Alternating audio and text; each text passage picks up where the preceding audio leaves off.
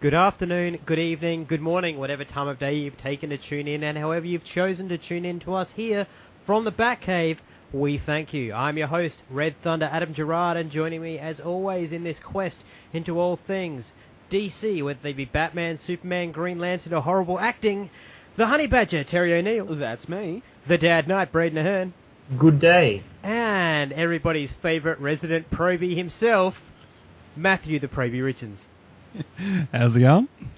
And gentlemen, how has this week treated you all? Brain AIDS.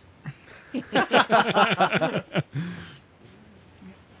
a good description. That's actually Yeah, fair and apt. We'll contact. If you've seen our, what do you call it? If you've seen our promo video, you'll get it.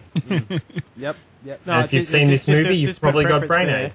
Brain AIDS is not given by it. You'll understand brain AIDS when you watch our film, Yeah. but if you watch New Frontier, you'll get brain AIDS. Yeah. We're more of a public service announcement, Yeah. and they're more of the disease. Yeah.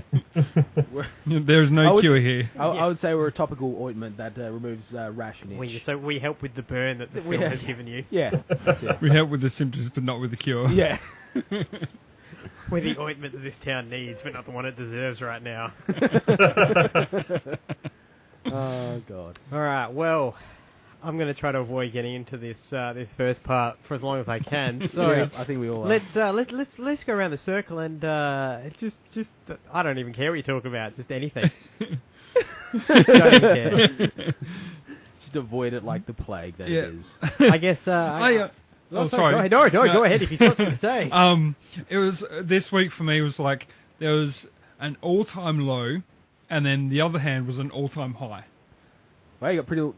It was like they're pretty right, much that's- inversely proportional to each other. One was perpetually fucking terrible, and the other one was like godlike. Yeah, basically, yeah. No, that's fair. That's fair. That's a real one-glove conundrum. That's the one glove conundrum.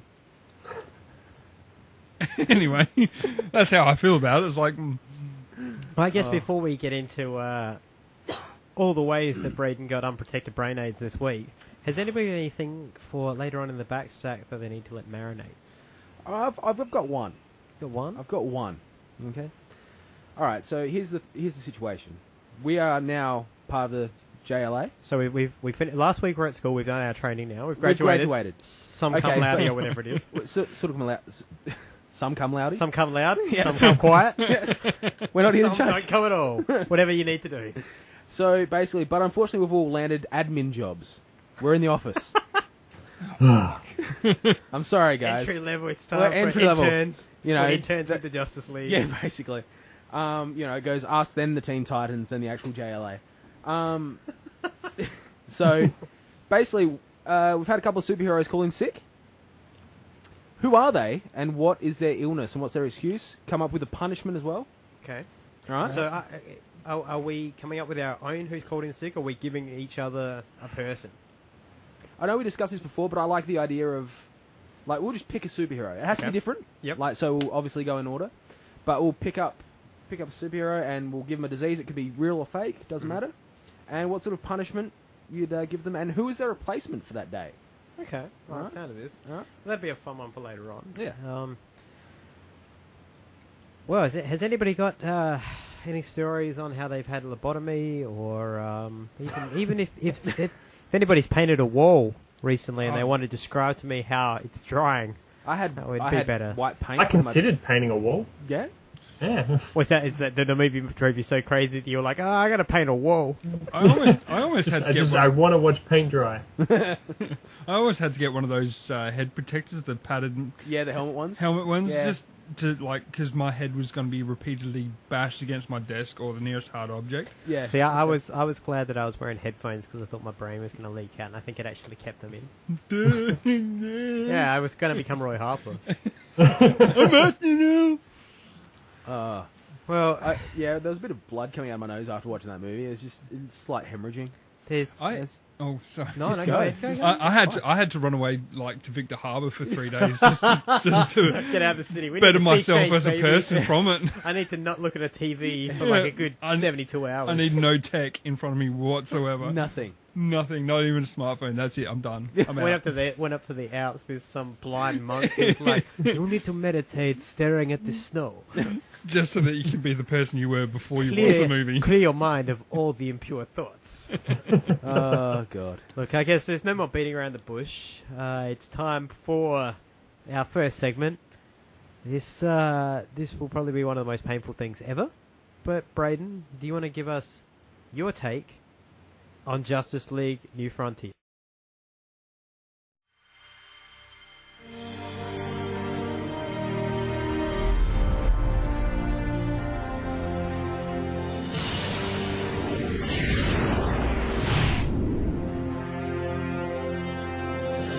We stand today on the edge of a new frontier. The frontier of unknowns, opportunities, and perils. I'm asking each of you to be pioneers towards that new frontier.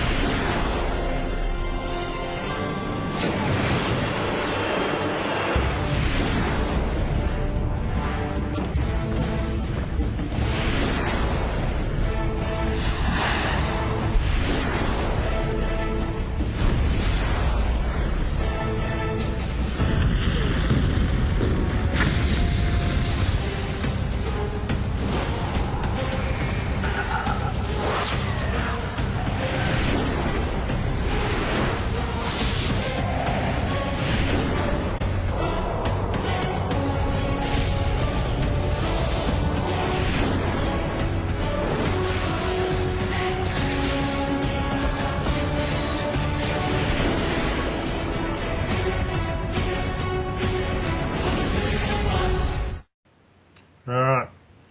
So this film, set in the 1950s, opens with an unknown entity called the Center, who has witnessed the evolution of man and talks about wanting to destroy it as a result. Mankind are against superheroes and vigilantes. Martian Manhunter is posing as a police officer. The Flash gives up being a superhero as he's being hunted. Batman is a fugitive. Wonder Woman is essentially a murderer, and Superman is working for the government. The Center emerges, spawning thousands of dinosaurs to destroy humanity. Hal Jordan gains the mantle of Green Lantern, and all the superheroes band together to take down the Center.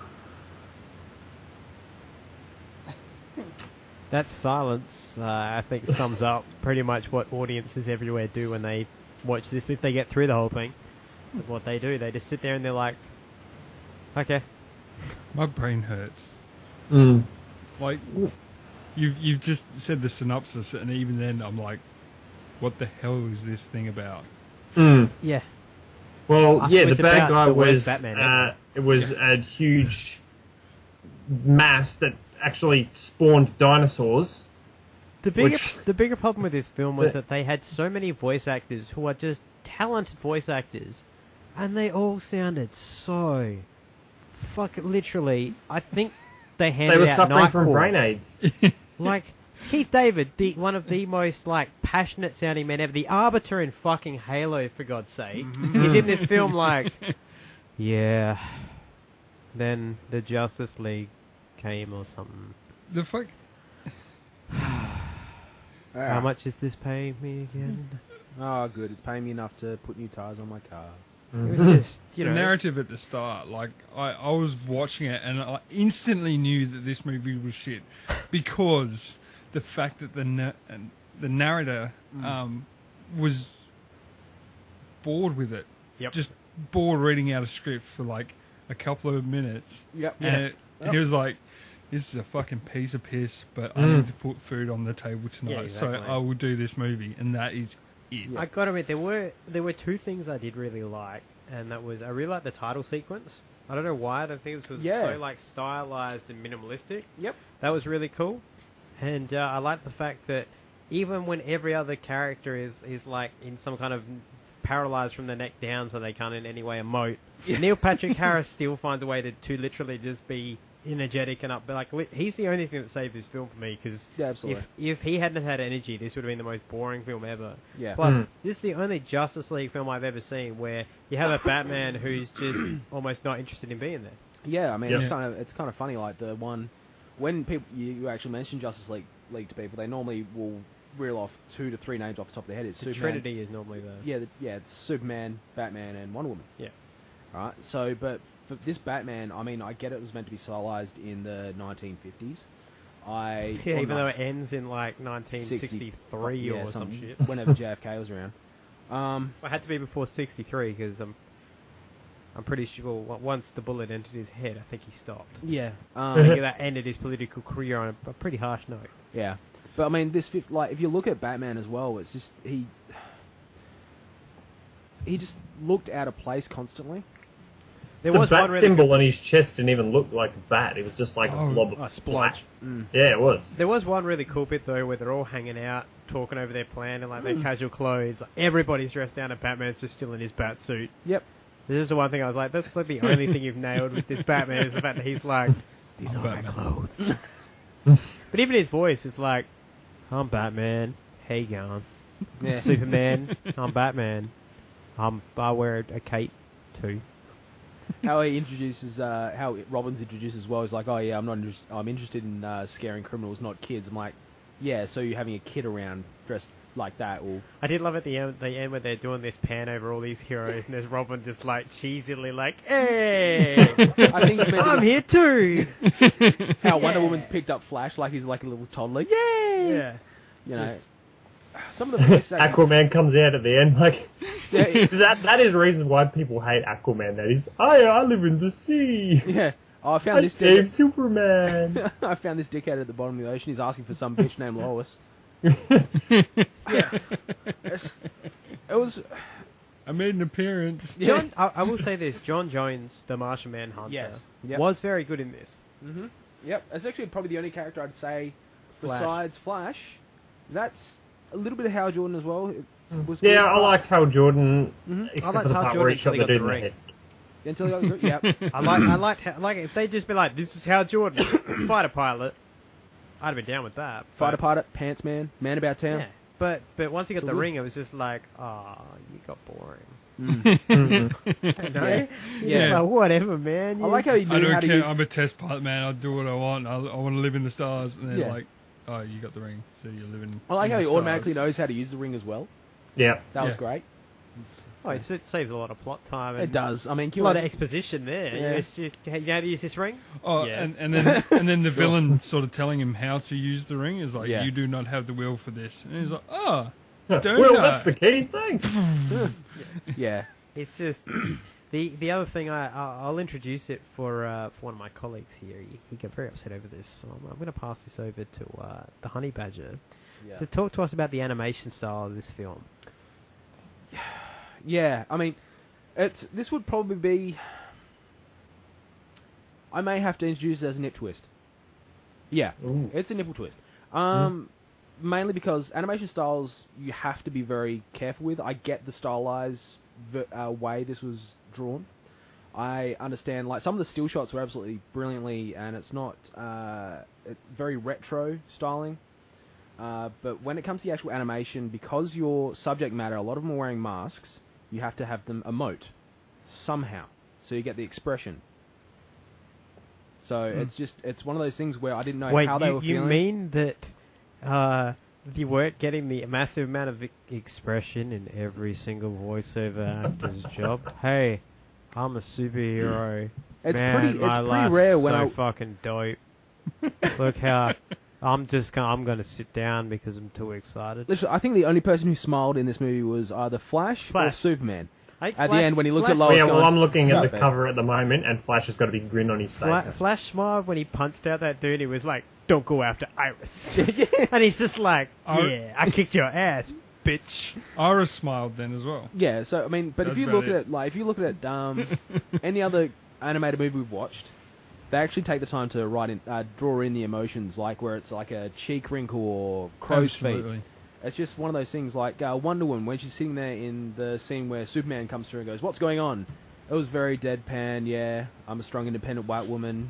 I'm Lucy Lawless. I I'm a was strong Xtina. independent. Was it Lucy? I thought it was Yes, Brooke Shields. no, Brooke Yeah, it was Shields. Lucy Lawless. Brooke Shields' voice, Lois Lane, I think, Ah, yep.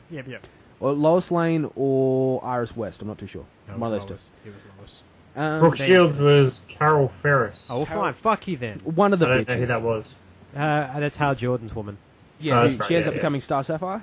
Carol Yeah. is all about that Jordan cop. Yeah. The JC. Yeah, the JC. The JC. So yeah, it's just, and it was released in 2008. Now, if you were to tell me it was released in 2008, I would say you're a liar. Hey Terry, this was released in 2008. You, sir, are a liar because this looked like amateur hour at Walt Disney. 1960s. Like literally, It it, looked like 72 animation. Yeah, if it It looked- looked like Scooby Doo. yeah. Yeah. Scooby Doo meets Batman. I was actually half the time I was actually waiting for Batman's pants to change to flesh tone. But like, to be honest, it was amateur hour. If you looked at it, it was legitimately amateur hour. For 2008, it is amateurish. If you look at any Batman cartoon series, animation, movie, whatever, the one thing that does give away a lot of Batman's emotion is his eyes. Yeah. Yep. Yeah. The eyes did not change shape And they in were this that movie weird at upside all. down half circle Yeah. all times. They did not change shape That's at the all. 70s. And That's like, how they drew 70s Batman. No, but at the same time, like, have it squint or it's Yeah, I 2008. I completely So, agree yeah. with you. I'm just saying, yeah, It's that's just- you know, Oh. Batman gets pissed off or he's about to do something badass. He squints. Like Yeah. this one is just like, I've got my eyes wide open. I'm going to leap over here. Ha ha! Yeah. I don't, and like, then you had, did anybody else see clean shaven Green Arrow with like a red feather in his hat? yeah. Yeah. Just sitting there like, doesn't say anything, he's just I'm like, chill. I'm Green Arrow. I'm just going to sit here. Yeah. You all know who I am. Hi, Even though Oliver. you don't. Hi, Ollie. I'm not allowed to talk in this film. Continue to walk. I have no budget It's for just- my words. Me and my $10 words. But yeah, the animation style of this, like, it's 2008. I'm pretty sure. What year was The Incredibles? 2005? Something like that. I have a Now, look. if you watch The Incredibles, that's very stylized 50s-ish, like Yeah. World of the Future. Okay, so this animated movie came out 3 years later, hypothetically. Why isn't the animation style a bit more intense? I think that's the word I'm looking for, intense. 2004 for The Incredibles. Yeah, 2004. So there you go. So 4 years later, this animated movie comes out. I don't know if it was written by drawn by interns or people on their apprenticeship. It was Probie. Kindergarten. It was an all Probie production. All pro production. Yeah, it's just- Or Neil Patrick Harris drew the whole fucking thing as well. yeah, that's probably it. Like I've You're been right, in though, the- this does feel like storyboards. Like, they storyboarded and were like, here's the storyboards. They were like, man, these are good. yeah, let's animate Fuck that. it. Can I have the, like, 2 million we're going to put in animation? I'll just buy myself a car. Yeah, basically. It's What was it more? It's like, I'm a cartoon artist. You're a fucking... No, Inker. he's an inker. You're a so tracer. he's You're a That's, tracer. Chasing Amy. Chasing Amy, sorry. yeah, you're a tracer. Oh, so you're a tracer. You drove somebody else's lines. No, I mean... You want my ink autograph artist. too? I don't want an autograph of a tracer. So it's one of those things where there's no intensity, and it looks like there was literally no pride in the work as well. No. Nah. It was basically, and it was a 16-bit animation as well. There was only The 16 the colors. colours, yeah. Yeah, and I appreciate the fact that it was, you know, that it's meant to be set in the 50s, but you know, the 50s were, although the 50s have been over romanticized somewhat, but it was still there was some level of class and style about it, and those two things were lacking Very missing. in this movie. That's very true. I just have one thing to say quickly though. Oh no, I've got a Probie issue going on. I'm pre-probing. Man, you a tracer, okay? Nobody else got the heart to tell you. You trace, you go around the lines, you are a tracer, okay? That's a future soundboard. I Soundboard think. thing right there. Yeah, you're a tracer. Yeah, You're a tracer. So, yeah, no, this film could have done with a few more traces. or at least one that was trained properly. I don't understand a few things about this film. Firstly, being I don't understand a lot of things about this. I don't film. understand why it was released. it takes place in the Vietnam War. Was it Vietnam or Korean? It takes place Korean in the War. Korean War, which is the 50s. Mm-hmm. I think it ended in, I want to say, 53? Because it was, I'm pretty sure Korea followed WW2. Yep. That was the sequel to that, and that was 49. So I reckon it's around 53, 54. And then we end with JFK's speech, which he didn't give until he was elected into office, which I believe was 1960? Yep. So somehow at the end, they fight everything, and then it takes them 7 years, I guess, to gather everybody together for a photo. Yep. Is that how that works? Because it just doesn't... That was the part to me I got at the end. I'm like, why are we getting Eisenhower? Or somebody. Like, why am I getting, Roosevelt or whoever, but why am I getting Kennedy? Because he's the happy president. Everyone loves him. Yeah, everybody. Everybody. Especially that one day in Texas, he was loved by everybody. Especially the CIA guys that shot him. But anyway, Brad, you've been a little bit quiet on this one. I'm very scared about you. You're not in the room with me, so I can't check whether you've got a concussion or whether you have the severe brain AIDS. Why don't you take us through what you're feeling? I did struggle to try and work out what was going on in this movie. It started off with this entity, the centaur. Didn't really know anything about it. Then they go over to, you see Hal Jordan fighting in the war and he kills a dude. Then you go over to Superman, and then you go over to Wonder Woman, who's got a heap of women and they've all murdered a bunch of blokes. And it just kept skipping to characters, but they didn't really seem to be doing anything that was part of any story. Yep, absolutely. Totally. And I was just sitting there for probably this movie goes for 75 minutes. I reckon about 50 minutes, I was going, I don't know what's going on. I did warn you. I said prepare your anus. Yeah. There was a lot of because Riddler going on. You didn't warn him that why he needed to prepare his anus was because his body was going to literally eject his brain out of his ass. Before I watched this movie, because we decided to do this movie because Terry fucking hates it. Was I wrong in that call, though? And, my intention was I'm going to watch this movie, and I'm going to defend it, and I'm going to troll the shit, because it'll be funny. Good luck. But you can't troll I shit. couldn't do that. It was so bad. Just so much brain AIDS, it's not funny. Yeah, and there's no cure for that. No. I had a notepad up on my desktop, open to take notes as I'm watching this thing. I'm like, yeah, I'll take some notes and become be a good little probie. Yeah, I'll be prepared. Prepared. I'm just gonna write unadulterated what I've written. Okay. Okay. Voice acting, shite. Animation, pure unadulterated shite. Storyline, fresh out of the diuretic anus shite. Overall, this gets a single finger, not even the middle finger, just the forefinger, so you can push it back up the director's ass. That's a damn fine review you've given it there. I was just like, I could not, and I'm just repeating what everyone else is saying. Is like, I'm watching this movie and my brain's going, what? Why? Why? Chip, why? Why? In fact, I mean, I can sort of get it if it was aimed towards the 5 to 6 year old sort of thing, as in a kids edition. Yeah, all my kids enjoyed I it. could get that, but the thing is that They want the You pretty need to take your pictures. kids to some sort of brain development Montessori school, yeah. Because fuck, But do they drool on themselves now? But basically, Did what one I'm forget saying math? is, in the beginning, I think it's opened up with, I think there's a bit of blood and all that sort of stuff and guts. How try and Jordan be- shoots a guy in the head. Yeah. It was Don't- at that point I'm like, should I let him watch this? But it just went. Basically, don't open with something like that if you're not going to be consistent. Continue throughout. with it? Yeah, if Yeah, you're not going to be that consistent. was Then the it. rest was all, hey, it's the 50s, Ace and Man and what?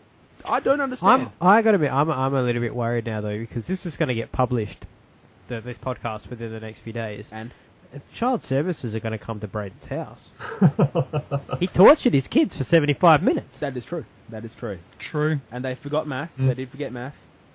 Yep. And he exposed children being sacrificed by priests. This is true. That is true. That's I don't That's get borderline. that. That's borderline. Satanic. That is satanic. Yeah, But, I but- mean, I'll come Alright, back fair to point. Adam's point with Martian Manhunter. He was portrayed very accurately. The only thing I I just didn't like the way he looked. Yeah. The only thing I didn't like about Manhunter in this was the part where he's stopped by the fire and he kind of stops and gets mesmerized. Yeah. The Martians are meant to be afraid of fire because that's their kryptonite. He doesn't get confused by it. He gets kind of like it's meant to be that this Fear. toughest guy in the world is like, Debilitating fear. I'm not fire. Like if somebody brought a snake in here, there'd be a fucking hole my shape in the wall. Yeah. And I'd be in Braden's house within about 5 seconds. Like, there's snakes here, bro. I'm staying with you. You think of these? Yeah. But it's, I'm sick of these motherfucking snakes in my motherfucking studio. Is what I'm trying to say. Yeah. So, for me, this movie gets a pinky, the tip of the pinky on the glove. That's about it. Are you going to give your review now? Yeah. No. Do you want to know We're why? not going to wait for the end. We're just going to throw this under the bus. Yes. Yes. I think we should throw We're going this. to flush it away, as it were. Yes. Oh. I'm going to flush it away. Get rid of it. Like that got deleted from my hard drive, and I think I even threw the hard drive out afterwards just to be safe, so that it couldn't You've gone corrupt through and, like, any files. You've bleached like every cable in the hard Yeah. in the tower. Just it's unclean. Replaced every single jumper cable that I could. It's gone. It's done. You've cleaned. You've wiped down all the Cat 5 as well, so the networking's clean as well, Yeah. just in case someone else transferred it to their PC. Yeah. Yeah, absolutely. Yeah. No, I mean this gets like a pinky, like the tip of the pinky, like the very if you're operating a meat slicer at Coles and you know how you can run the risk of A slice in your tip. finger. Yeah, So it That gets much. a fingertip. that's it. Sorry. Okay, No, well so- for me the first knuckle is the tip, so it gets the tip of the tip. So it's It's getting like half a nail deep. Yeah, not even half an hour. It's like it's, 0.05% Yeah. of a glove. Yeah. Okay. You're So getting far we've got the talcum powder that's in the we've glove. got a Yes. finger. Okay, so we've got the talcum powder inside the glove for Terry's rating. Yes. We've got a finger pushed and poop back up the director's bum for Probies. Yeah. What have you got on your side, DK? I'm not even going to give it a finger. It's going to get a foreskin. Just What, a circumcised one, or is it still attached to the cock? no. I'm gonna go ahead and say it's been ripped off. Oh, it's been ripped off. So Jeez, this is a so bloody it's a, shit. a tube of skin. That's Yeah. and it's currently It's being likely to get infected. So literally, like you've pulled it days. out of the bio waste bin after it's been there for about 2 weeks, so it's all mouldy and smelly and shit. Yeah, it's old foreskin. Yep, fair enough.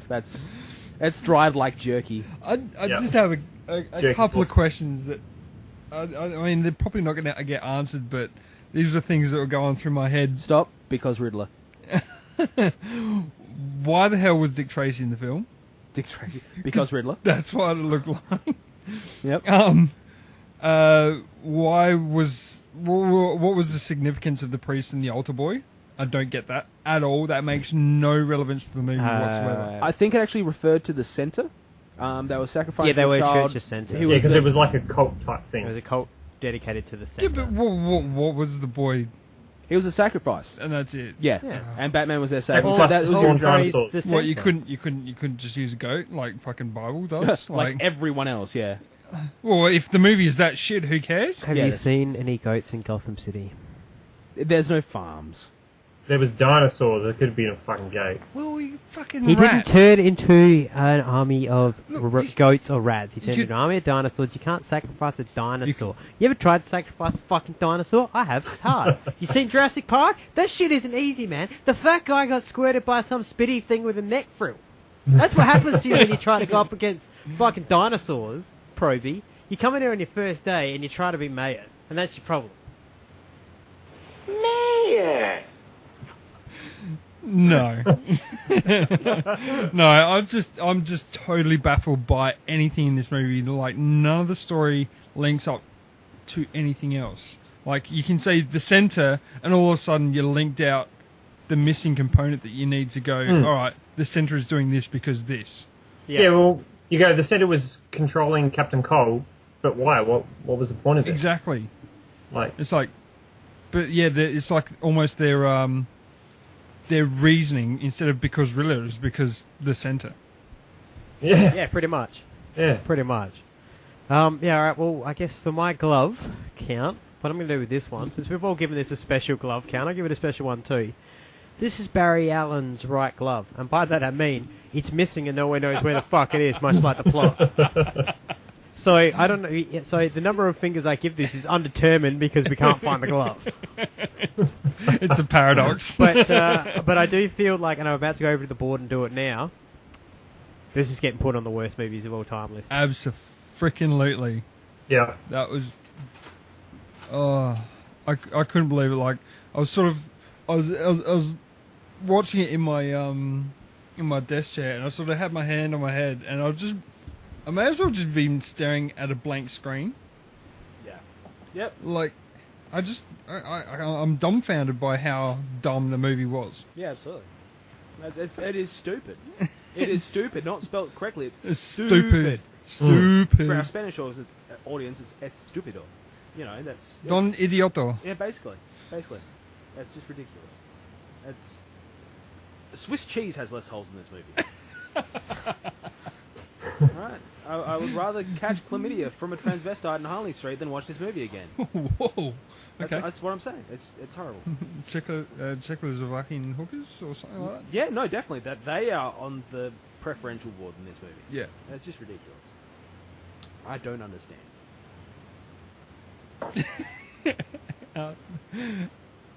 This is me swinging my way. And I'm out. Well, then I think that would bring us to the end of talking about this this shite pile. And now for our feature presentation.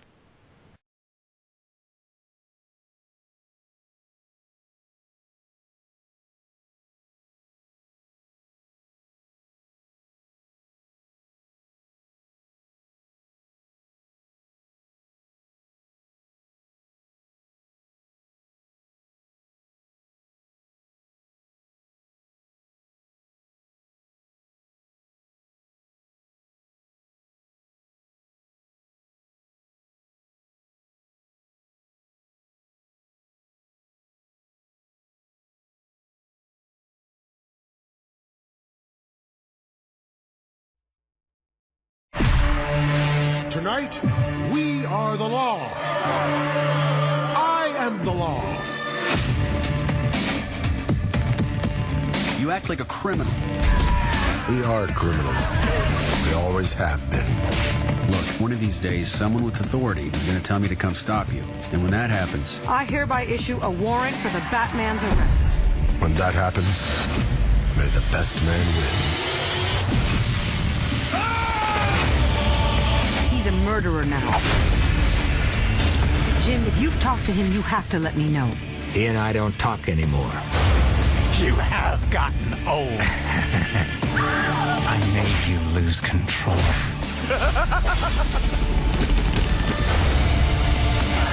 All the people I've murdered. It ends tonight.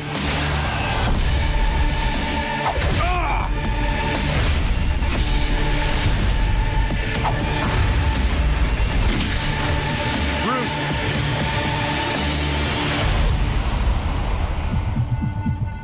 Is he dead?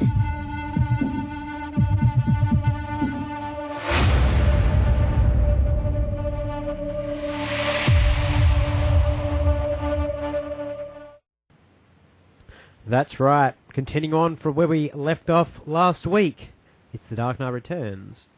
A part dos. How do I say that in Spanish? Dos. Dos. I want it in Spanish. Número Le dos. Batman de Partos. Well, I'm pretty sure Batman would be something like Murcielago. Murcielago man. Possibly. Hombre.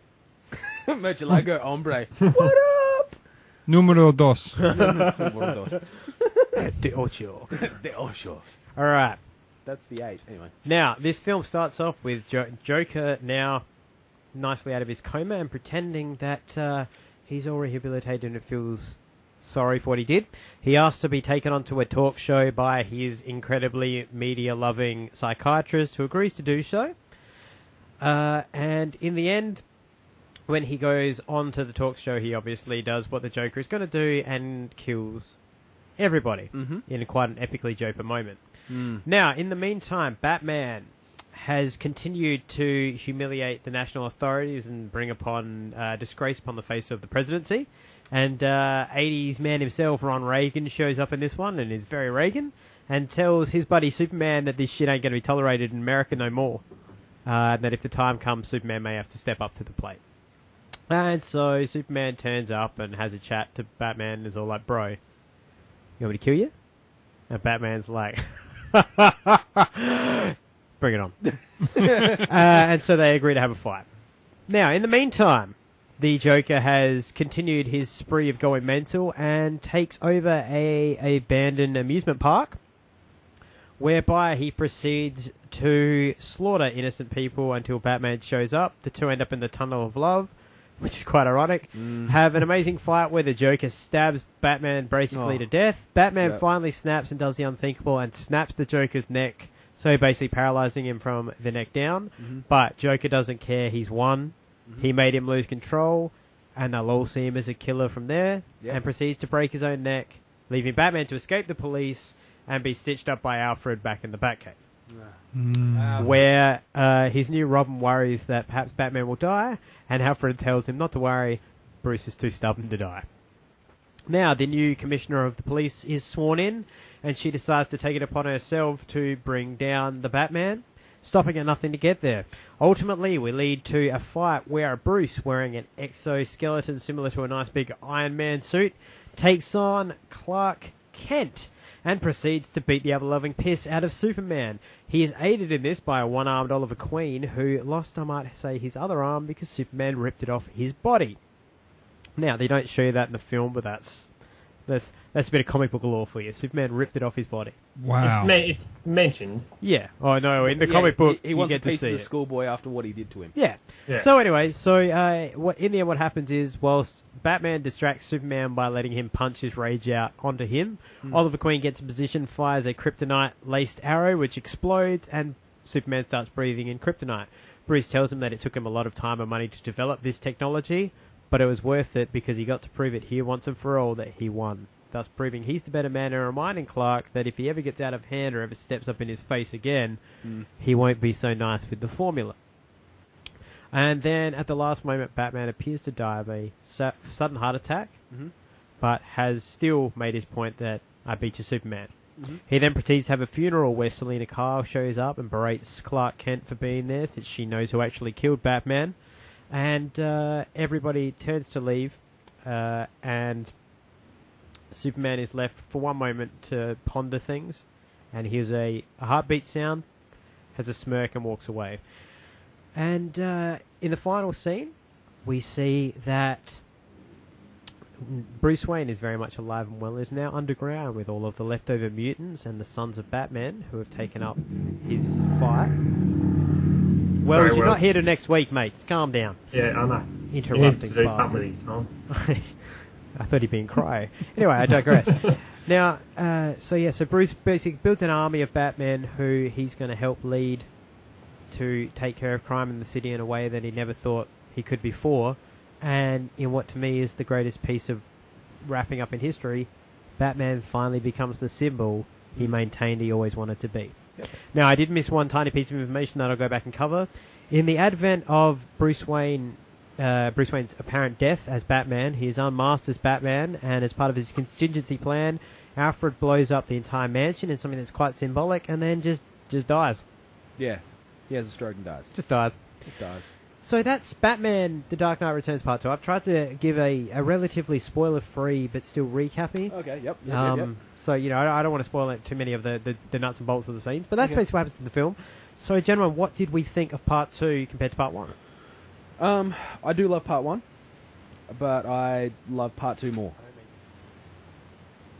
Part 2 is a lot more brutal when it actually showed, like, the reason I love it so much so is because the way Batman's portrayed, he's older, he's tired, you can imagine him having that snapping point.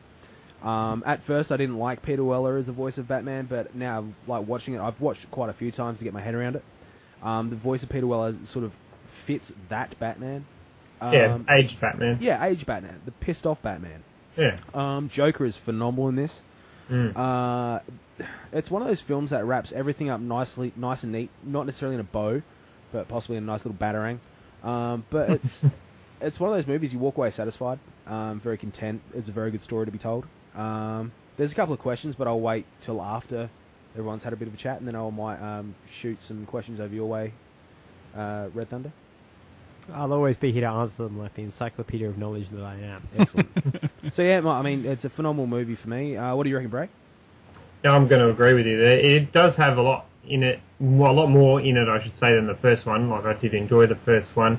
This has got the Joker, this has got Superman. It's got quite an, epic battle between both him and Superman and him and the Joker. A lot of other different characters that we see pop up, like Catwoman and Green Arrow is pretty good as well. Yep. I actually quite like Robin in this one. Yeah. When she's told to follow certain instructions and she doesn't, but she still does the right thing. And she's got a body count in this film as well. She's what? Sorry. She's got a body count. She does. Yeah. She does, and that was the most epic way you could actually get your first kill, and that was horrific. I loved every second of it. Sorry. Just exploding the guy's head on the gears to the roller coaster. Oh, yeah, I know. ridiculous. Wow. Good effort lifting him with those little legs too. Yeah, she's a Robin. I think every true. time every time there's a new Robin, there's like there's something with that suit. So like you put on the Robin outfit, all of a sudden It's the boots. It's the boots. It's the winged boots. Agility boots. Agility boots. Plus 5 agility. They add that super aerodynamics that you need when you're lifting a dude up. Yeah. Yep. A dude who's like 400 pounds when you weigh about as much as a chicken nugget. It's all the shoes. Yeah. So plus You 10. remember plus Reebok pumps? How you could pump them up, you could jump higher? Yeah, they're the same boots Same that appear. mechanics. Yeah, they appear in Dungeons and Dragons. They're called Robin's Boots of Strength and Agility, plus 10 agility and plus 12 strength. So yeah, that's what they are. Exactly. I thought I'd just go full nerd there. So there you go. Sorry, Brad. Well done. That's all right. So I Somewhere, guess there's somewhere they always write been a 12-sided dice for you just then. Sorry. It's alright, don't worry, Ray, go ahead. Well, a lot of people I know, anyway, a lot of people prefer Superman over Batman, and that's I guess an age-long Are these just your kids argument. we're talking about? By some people that you know? Your What was that? Yeah, I said by some people you know, you just mean your kids, don't you? No. They're Batman all the way. They take after their They've been trained right. Good. Yep. You beat that shit out of them early. But there's always the Batman versus Superman sort of argument, and to see Batman pummel the hell out of Superman was just Dominate great. him. Yeah, absolutely. Welcome to what it's like to feel mortal. Yeah. No bigger fuck you than here, have a dose of mortality, motherfucker. Exactly. And then that point of like, I'm not going to kill you. Like, giving him mortality and just being like, I'm not even going to kill you. I just want you to know that I can do this to you anytime I want. What is the line? In your most private moments, I want you to remember the one man who beat you. Like, oh, fuck you. It goes along with, like, the lines of, this is a... What was it? This is a surgery and I'm the doctor or something? Yeah. Or, You're on a slab. You're on a slab and then I'm the surgeon, Yeah, it's basically the same I'm going to sort of take you thing. apart piece by piece. That's phenomenal. Anyway. Sorry, continue. Sorry, Brad. Even for someone who, like myself, who's not really a big fan of Superman, I still did enjoy the Superman character in this, because he wasn't... I mean, I guess he was Boy Scout-ish, but he still wasn't, I guess, he goes, well, I'm going to do what I need to do, and if it means kill Batman, well, then that's what I'm going to do. I just love that when he shows up to see Bruce at like the play, he like lands with like one leg up and the bald eagle. And but the whole bald eagle thing is then Batman's like, at least I don't have a boss I answer to, and he looks at Superman looks at the eagle and is like, oh shit. It's possibly like I was waiting for like an ad for like an American bourbon company like Captain Morgan. Sam needs you. I don't always try and beat the Batman, but when I do, I drink Jim Beam. Wild turkey. Anyway. Yeah, there's a lot in this movie. A lot goes on. I look forward to Batman vs Superman, as they're going to, I guess, take a bit from this movie and portray that. It's going to come down. I guarantee it's going to be Bruce Wayne like hands it to him, and then he's like, "Are we done?" Like it will be this like, "I'm going to let you continue to be here, but just know I'm going to kick the shit out of you if you ever get out of line." Yeah, I think the big difference is in this one they've got a history. Yeah. Whereas in Batman vs Superman, what we're going to see, they're not going to have that. Or what goes in? From what I gather, the start of this film is just you destroyed an entire city. Did you really think there wouldn't be consequences? That's basically Batman's entire thing of like, are you fucking kidding me? You blew up a city. Of course I'm here to beat the shit out of you. You're a time bomb. So, yeah. Yeah. Well, we'll let him speak. What do you think, Probes? I'm going to maintain my, I believe it was a 5-glove rating for Batman last week. Yep. Okay. I'm going to maintain that and say that this is also a 5-glove rating. So as a whole... Well, it is in theory one big film, so that means they split it well. Yeah. Again, I still really enjoy the lead up to this movie with part one, with Batman coming out of retirement and the struggle he has.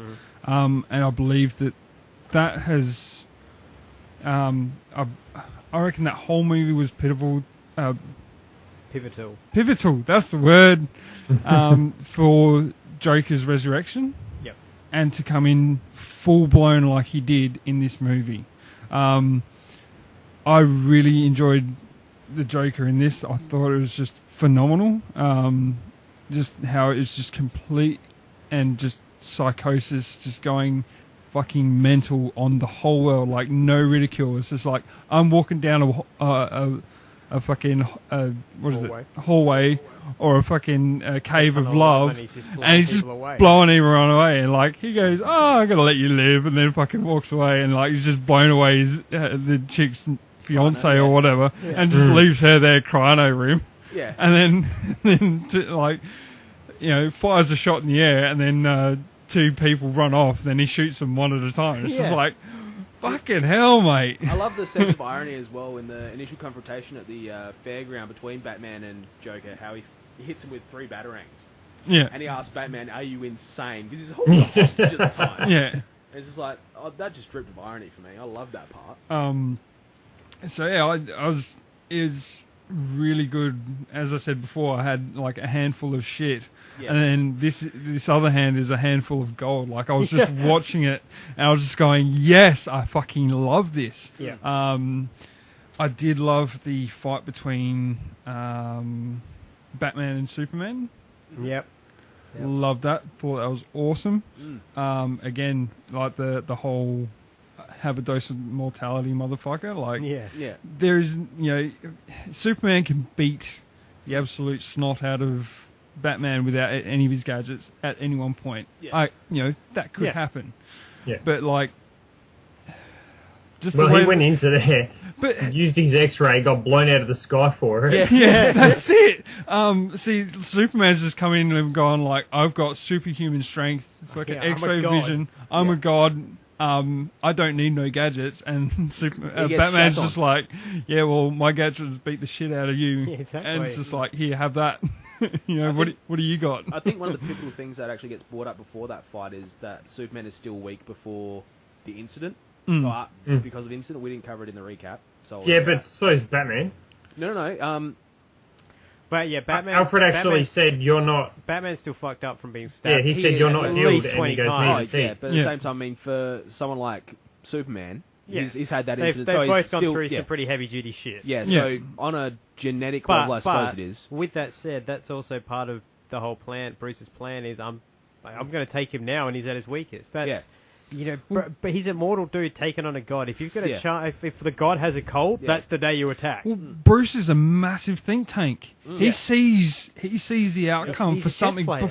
Yeah, that's exactly right. He sees the outcome before even the first piece is moved. Yeah. And like you see that when the bomb goes off or something, and he goes, "You're an idiot. You fucking did it." Yeah. You let them do it. You let them do it. Yeah. You let them do it. Yeah, that's it. Like, and instantly he knew. He's like he foresaw that coming. Well, no, that he's in a coma until that moment. It's the moment her watch. Robin makes the comment, "My watch isn't working. stopped. I just got it." Yeah. And he pops out of this coma and he's like, "Oh my god, you let them do it." Yeah. You dumbass. Yeah. But that's what I mean. Like, he's a total think tank on his own, and that I think is.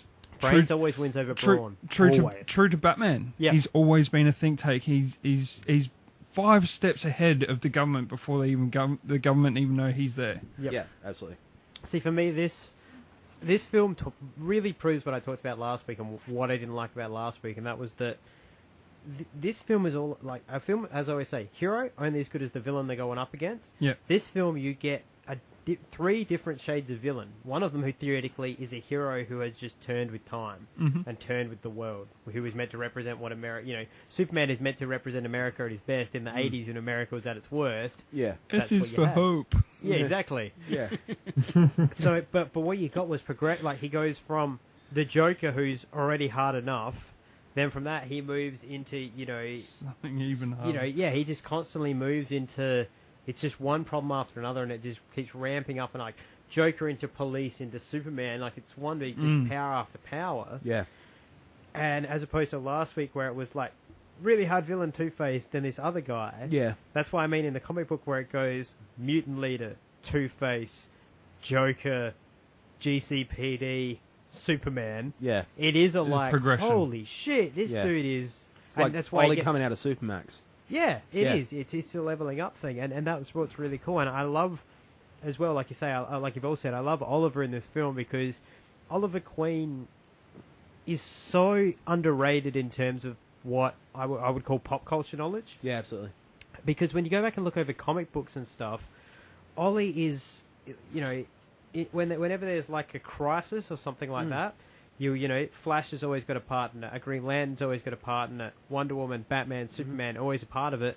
And you can damn sure bet that Oliver Queen will be a part of whatever it is. Yeah. And is normally one of, like I've said, he's the hero that's lost his arms before. The running gag that he keeps losing his arm is because, and it's usually always in sacrifice. Like even here, you see, it's in the comic book when you read it, it's basically Superman tells him, you need to stop being a hero. Yeah. And he just refuses, and he keeps going out and keeps going out and keeps going out. And in the end, I believe it's Clark and Wonder Woman both show up. And they're like, we told you the consequences.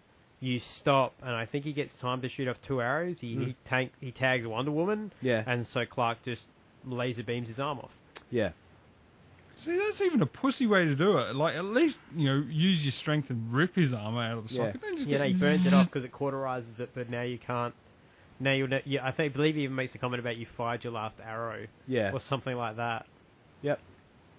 Superman's a douche. Yeah, and that's what he said. That's what this what it's about. This comic realistically is Frank Miller taking a look at what the 80s were becoming with this, almost prostitution everywhere and these gang wars and cocaine and Reagan. Yeah, and all that shit. And just writing, he was basically almost saying we need a Batman now more than ever. We need that anti-hero who's going to come in and kick the shit out of America to put them in the right place. Yeah. And that's what, especially when you look at it, it's at the time of the Cold War, the Soviet War. Yeah, it's a very political movie. Where the world was, well, even the comic book, it's written in the time where this has happened, so the world's sitting on this ticking time bomb. Yeah.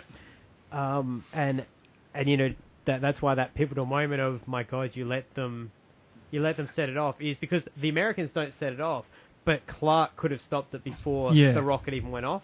Yeah. But he let it detonate. Like he let it get to the point where it could detonate. Yeah. He could have pushed it up a little bit higher. He could have done anything. He could have. Realistically, he should have heard it coming and been there to seal up the flaps before the missile even came up. Yeah. Anything, but it was just the fact of like you sat by and you let America get to the point where they push the world to blow it the fuck up. You idiot. Yeah. And that to me, why that fight is even better, because that's. I look at that as True something I've always wanted to see, which is, I'm not an American, so I kind of get mad when things in the movies happen to the world, in inverted commas, and it's only in America. Behind the hero. Yeah, it's the world. We're here to protect the world, yet none of it's always based in California or New York or something like that. So to me, to have this fight where Batman is basically representing the rest of the world, coming in and being like, you stupid fucks, and just leveling him with punches after punch, that for me is like, kick America in the face. What I find amazing is the body count that Superman has in this. So he turns him in a war and starts killing dudes. It's phenomenal. Like if you cuts an airline carrier in half and sinks it. Did you actually see? They actually went to the detail of, as the aircraft's carrier sinking, there are smears of red as it sinks down, like where dudes have been blown up and killed. Yeah. Oh, really? Like if you watch it, like there are smears of red on the aircraft carriers as they sink to the bottom. It's like far out, man. Yeah, and I think that's what it's meant to show, is that what Frank Miller was trying to portray was that America is so corrupt now, even the greatest symbol of hope would be corrupted. Yeah. Absolutely.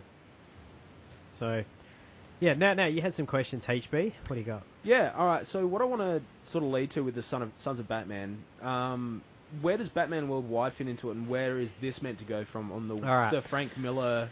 Batman Worldwide is much, much later. This is, 80... I want to say 88 is when the comic was this before the New 52 reboot? Or that's 19... Like, the New 52 is in the last 2 years. Oh, is it? Okay, cool. New 52 is new. It's very new. Right. Very new. Yeah, as I say, this was when Reagan was in the White House, comfortably in there, so it's nice mid-80s. Okay. Probably around the time, I say, Eddie Murphy's Delirious. Oh, yeah. Around that, so maybe 84, 85. Okay. It's around it. Cool. Right. Now, Batman Worldwide is something that came out of, in the final Crisis, which is Crisis 3, this time it's personal. Yeah. Darkseid is basically running rough. I won't spoil it for anything, but I'll wrap it up what happens. Darkseid's running rough on the world, and Batman ultimately hunts him down and kills Darkseid. But in doing so, there's a bomb that gets set off, and Bruce appears to die, but it turns out it's a clone that's dead, and Bruce Wayne has been fired back through time. Okay. And keeps time jumping through time, getting closer to his time. Yeah. And at the same time, the JLA from our time. Yeah. I know that this is happening, but under the impression that if he gets back to now, a bomb will go off and wipe the world out of existence. It was Darkseid's backup plan. Okay, yep. And so you get that kind of fight, but ultimately what happens is Bruce comes back to our modern era. Now, in this time, because Bruce has been dead, Dick Grayson has taken over the mantle. So you've got Dick Grayson as Batman, Damian Wayne as Robin, and Tim Drake as Red Robin. Yep.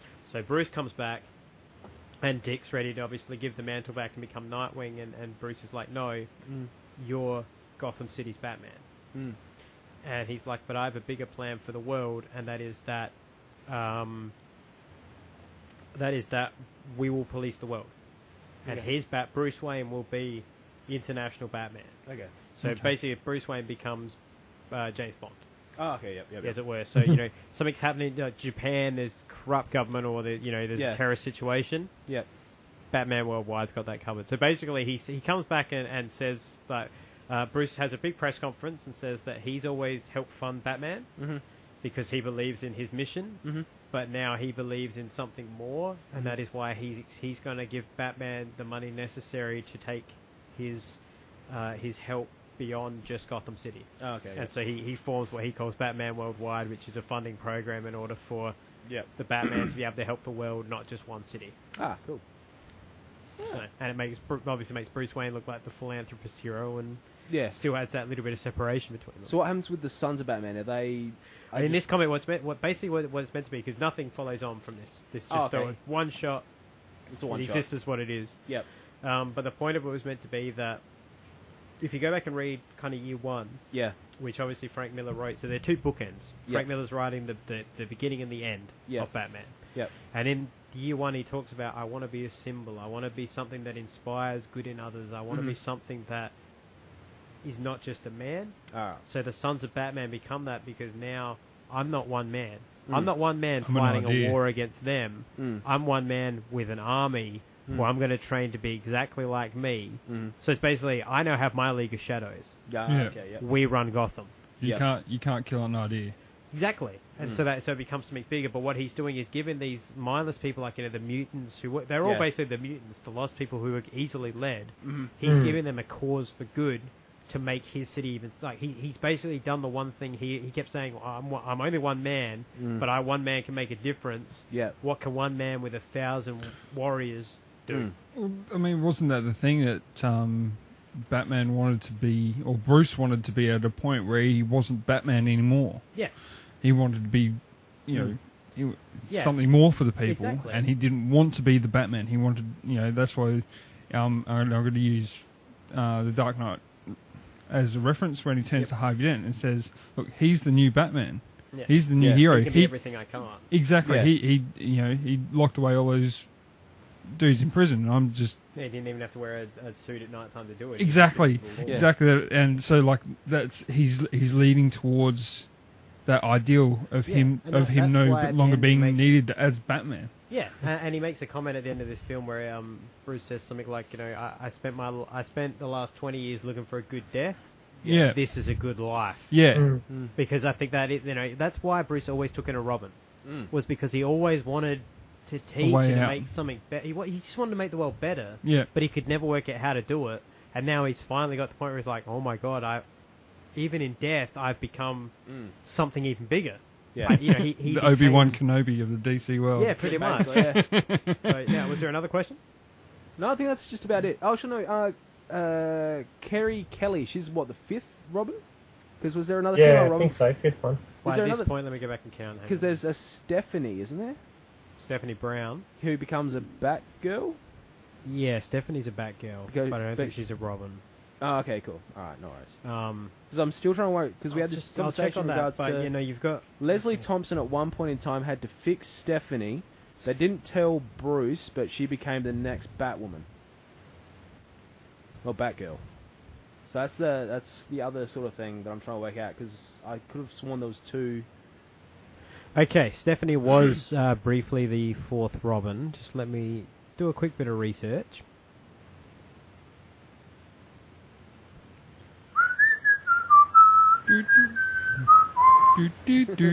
Okay, no, basically, what when you're looking at the timeline, I would count. I don't think Kelly counts in this because, well, she counts technically as 5 probably, if you're talking like literal 1, 2, 3, 4, 5. Like an actual chronology. If you went from say he actually starts being Batman in 2000 to now, yeah, and that the one we've just watched takes place today, yeah, she'd be 5. Yep. But if you're talking in the order that they're written, yeah, she's 4. She's 4. But Because yeah, Damien comes after. Damien's new. Yeah, Damien's the newest. Yeah.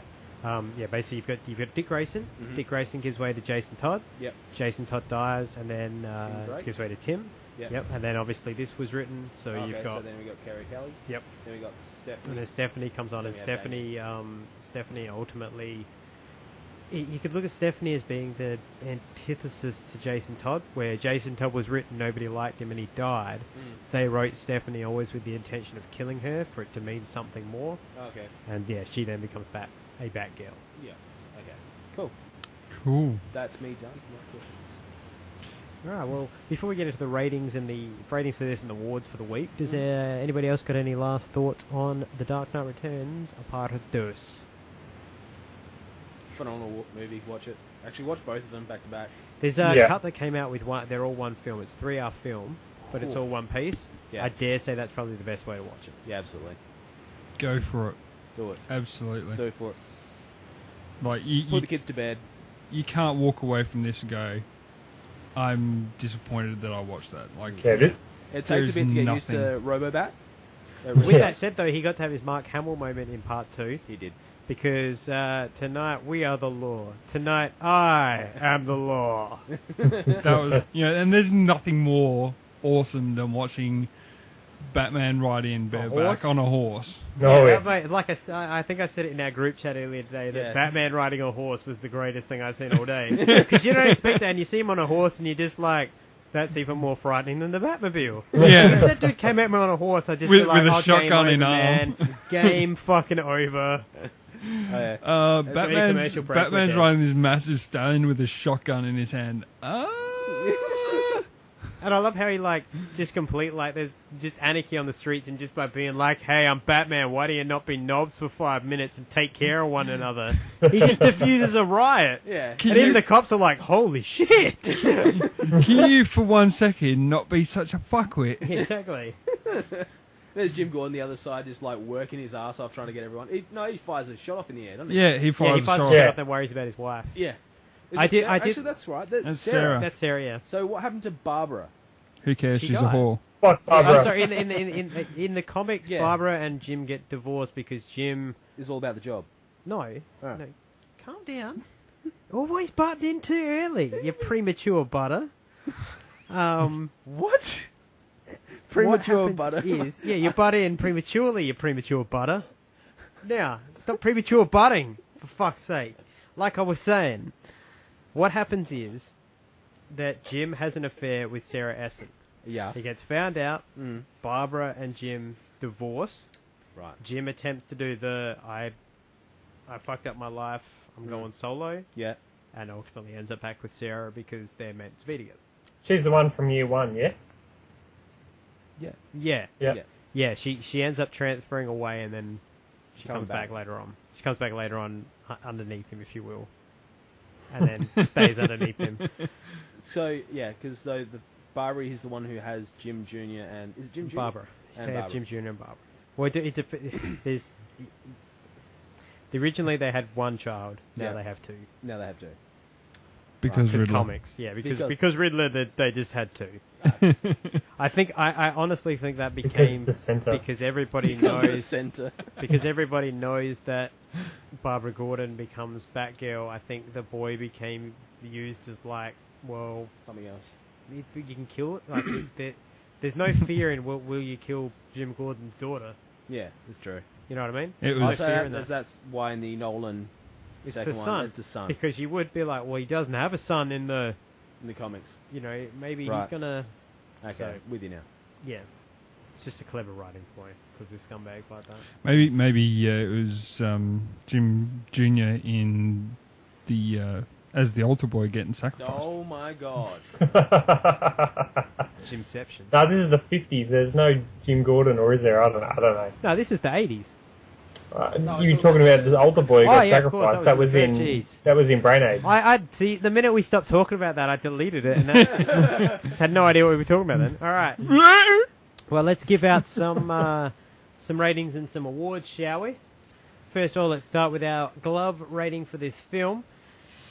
I'm going to have to, once again, dust it off for the second week in a row. It's the Golden Glove. Fair. Yeah, fair call. Fair call. Yeah, I mean, there's nothing higher than that. Willie Nelson. Okay. Touche. Touche. But yeah, I solid 5 gloves for both parts still for me. As a whole, I just loved it. Yeah. Absolutely loved every second of it. Like, there was no point where I was watching this, like, did I look away to fill up my Coke? It was just like, there's the bottle, cool, unscrewed, still looking at the screen, drinking it upside down, yeah, cool, rad. Wishing you had a foam dome at that point. Yeah, I wish I had a fucking straw or something, just anything. Wish I just had wish my wife was just like feeding me popcorn so I didn't have to look away. You're married to shit if she's not doing that. I think you need to administer a few more beatings. No. One day Emily, we'll if you have hear this, I'm sorry in advance. Yes, For I'm the pussy. beatings. One day she's going to come on as a guest of the show and like... Wells agrees. Absolutely. Wells is off to beat your wife. Terry's on the money here. If she comes here one day, man, you're so screwed. No, I'm screwed. He's safe. I'm not defending her.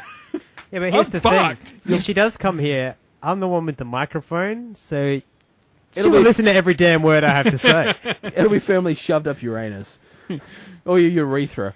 You Trap my head's up there most of the time anyway. Yeah, Along- your along arse with- or your urethra. One of half Swings of and one. roundabouts, mate. Swings and roundabouts. Any port in a storm. along with JLA New Frontier. I thought you were going to say along with J-Law. Same thing. Yeah, pretty much. Oh, it is always horrible. Anyway. What do you got? What are you going to rate this? 12. What the fuck? Actually, I'm going to give it a box of gloves. A box of gloves. Box of gloves. That's like 200 gloves. Yep. And considering Barry Allen only wears half, 200 gloves. there you I go. love how Braden's just like, are you fucking kidding me?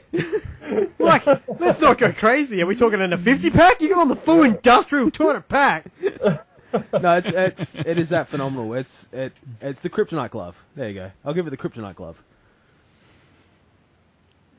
What? Wouldn't that be a bad thing? For Superman, yes, but for Batman, it's all good.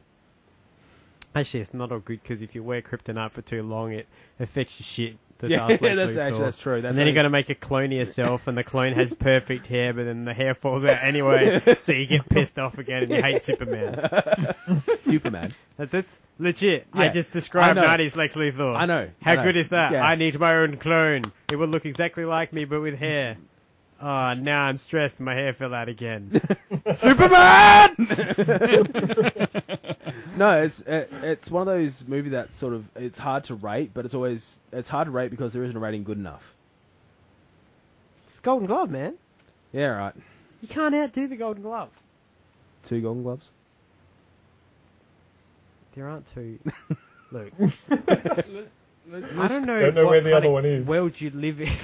I don't know what I kind live of in a world you with live 2 in gloves where my we have CSI enough- investigators well, wear we 2 have damn enough gloves. Gold for 2 gloves, but that's not a world I want to live in. If there's enough if there's enough gold left over to make another glove, you have made a good enough golden glove. So you just want a bigger Golden Glove. It doesn't need to be big. It's just I need you to imagine that we got all the gold in the world and we made this glove. That's how That's quality a big glove. this glove is. That's a big glove. It's just a thick, heavy glove. It's not big.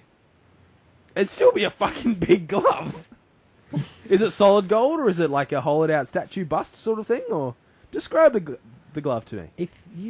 If you've never seen the glove, then that means we you hold haven't it out, wear hey? the glove, and I Supposed to can't describe it to you because you're not worthy of the glove. I'll give it a golden glove. Good call. How to shut up the host 101. Okay, Braden, what was your rating for this? Yeah, I'll go with a golden glove also. Very pleased Jeez, with we're it. dust. We're going to need some bloody gold cleaner at the end of this. Fingerprints all over this glove. Barry. How do you feel? Or maybe maybe I need to change mine to the Golden Glove as well. So you're going to change your rating? Oh, fuck it. You no, fucking Probie. You come here, you try to be a professional, and you're like, oh, I'll just cave into peer pressure and change too. You just... You're don't even trying argue to with teach the host. kids lessons. We're trying to teach kids that it's okay to say no. You don't have to bow to peer pressure, and here you are, just bowing to it. No. I have one question for you.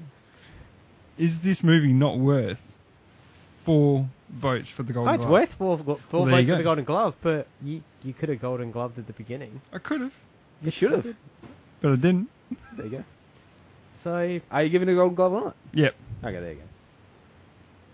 Disappointed, Probie. If you're getting, He's shaking me head at me right now, just so you Give can it off hear. your brow. You can hear this, like pure disdain for what I've just done.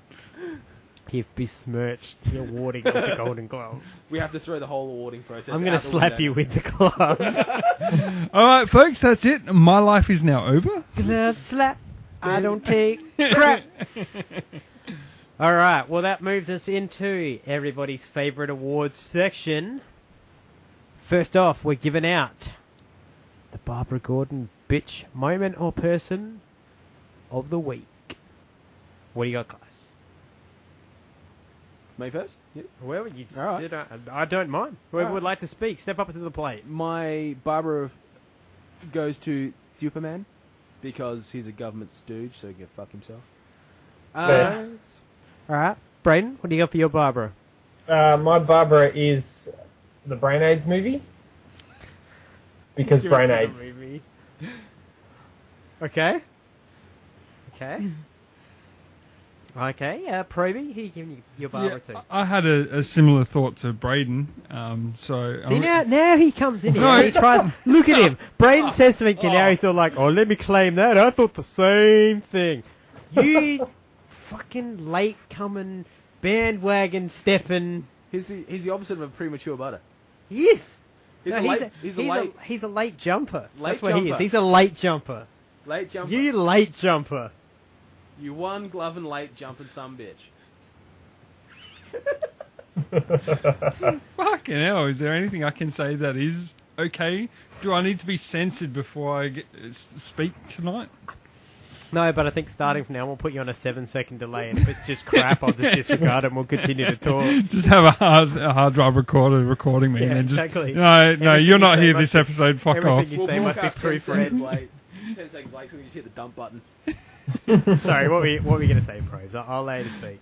Yeah, No, just kidding, I won't. Oh, will this never end? At your Probably end not. At the end of the probation. Yeah, which is never. Never. Yeah. Yeah.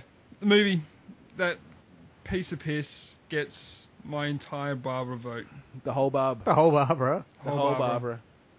The whole Barb That's a yards. good answer. That's a good answer. I give mine to somebody from that movie. My Barbara for this week goes to Jeremy Sisto's. He tries to sound like Deep Space Nine Jeremy Sisko, and it made me think maybe he'd be good, but he wasn't. He was complete trash. Jeremy Sisto as Batman in Justice League New Frontier, where, like I say, I'm now going to do a nice replay for all you fans at home. Ready? The following is a Cabana reproduction. Yeah. I'm Batman or something, I guess. Got a cape. It's pretty cool. Got this car that I drive in. Sometimes I hang out with a butler and a boy, but that's because they don't like to scare kids. Because, like I said before, I'm Batman. Essentially.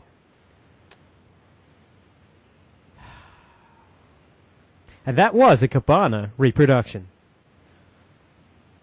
Yeah, Batman was pretty bad. Yeah, spot on. So that's my Barbara. Yeah. That was trash. Now let's move into the good part. Let's give out some awards of excellence. Some awards that deserve to be given because their namesake is just so pivotally good and so important to the world that we need to give an award based on him. And that is, of course, the Cranston Man, Woman or Moment of the Week. I'm going to go with Frank Miller for my Cranston. Whoa, that's a good answer. For giving us this story, our Dark Knight Returns, and hopefully influencing our new movie coming out with Mr. Batfleck. Yeah, he's really only got one strike, and that's the spirit, and I think that's just because Frank Miller doesn't entirely realise that comic books and films are slightly different. I mean, yes, Robert Rodriguez does get Sin City and just go, yeah, we'll just put that on the screen. And Zack Snyder gets a comic book and just literally is like, "Did somebody make this look like this for me? I need my money." But, you know, Frank Miller went the whole, like, I can make a movie. And then was like, oh, I see why I can't now. But aside from that, I agree with you, Braden. For comic books and stories, Yeah. sensational. What you got, Pro? There. What you got over there? Yeah, he's looking like he's got a really good answer. He's looking all excited and happy. I was going to say Frank Miller. Yeah, fucking damn right I was. I was literally just late jumping again. fucking bullshit. Right. Let From me ask, now did you on, buy a pair of moon shoes? No, Are you sure? Because you're jumping or not? It's a trampoline. No. Is that what it is? no, not no, even. I think next week we should give him the chance to give out his Cranston and Barbara first. I'm just kidding. Yeah, So who are you going to give it to? Frank Miller is fucking awesome for both parts, not just for one. Good answer. That's fair. That's a good answer that Braden gave. Yeah, thanks, Braden. You're a Yeah, legend. don't worry. You Don't worry, inspire me in ways that everyone else here couldn't. Go on. My Cranston for this week. This is a hard week to give one to. Mm-hmm. Because there's absolute drivel, and there's so much that's good, but out of the good, you've got to pick something that really, I guess, stands out above everything else. For some reason, I have this feeling you're going to say Neil Patrick Harris. I almost went Neil Patrick Harris. I have. I This wish you feeling, had. I have this feeling that you're actually going to say Neil Patrick Harris. I am indeed going to say Neil Patrick Harris, simply because in amongst the director who evidently, like I said, shot people full of heroin before he recorded the sound for it, Neil Patrick Harris still found a way to actually be energetic and fun. Yeah. And I don't know I don't know what it is about that man, that man's voice, his energy, what it is. Yeah. But He's charismatic. I He's love him. charismatic no matter what. I love him. And so, yeah, my award goes to him simply because in amongst the steaming pile of shit, he was literally, he stood out so much that you're like, wow. This is actually Flash. It's what it would be like if you saw, I don't know, Tom Cruise fight against, like, an actual like a real life Batman. You would just be like, whoa, that Batman dude is just a machine. That is what this, you're just like, whoa, Yeah. Neil Patrick Harris is just, he literally is not able to make a bad performance. Yeah. No, you're absolutely right. You're absolutely right on that one. Mike Cranston. Are you going to late jump? Nah, fuck no. I learned my lesson from F1. See, Probie doesn't learn as quick as you. I'm going to divide my Cranston in half. You can't do that. You can, Aaron Pauls. What way? Down the middle? Or? Down the middle, like Tom Cruise tooth. Alright, so I agree with Braden. You're giving out a pair of Aaron Pauls. A pair of A pair of Aaron Pauls. Yep, that's fair. Alright, so I'm going to give one to Jim Gordon. Because I always like the fact is, if you watch him, he actually sort of tells you the reason why he's never really gone after the Batman. And the new commissioner sort of has to have it shown to her. Secondly, I'm going to give it to Michael Emerson, I'm pretty sure his name is. The guy who voiced the Joker. He gave us a very creepy, very psychotic Joker. For me, did a fantastic performance. So they're my... Was it Aaron Pauls? Aaron Pauls. Aaron Pauls. Awards, bitch. Word. So... Those are good answers. All right, well, that brings us to our final segment for this week. Yep. It's been hanging low like a hibbity hop, and I bounced it on in here. And now it's time to empty it. It's time for the bat sack. Now, in the meantime of writing this show, before you get into your question, Terry, man. I actually I got an email. Which I wasn't expecting because I don't normally check my email during the show, but somebody told me, no, check your email. The force is strong with this one. Check it. The midichlorians tickled my balls. And I have got an email. And you'll never guess who it's from. Is that pseudonym? Pseudonym? No, it's not pseudonym. It's actually from Jose Bangaho. He is messaging you now. He messaged me this week. I think it might have just been because it was a Colombian holiday, so I am revered like a god down there. Sure. And Italy. They have shrines to me on the walls. In fact, they call me Jesus, but I know it's me. Long hair, beard. Like, look at it. In fact, white guy, orangey hair and beard. Yep. Just saying, that's me. That's fair. That's so. completely fair. Yeah, no.